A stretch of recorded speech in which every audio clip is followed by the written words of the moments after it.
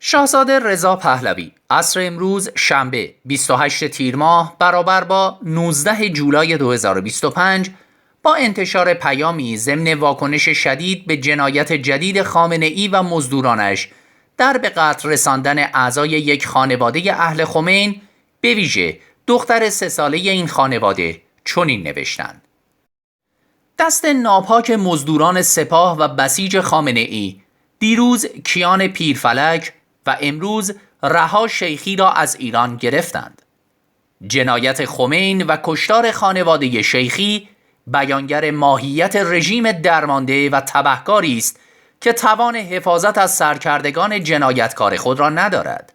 اما انتقام سختش را از ملت و کودکان بیپناه ایران میگیرد.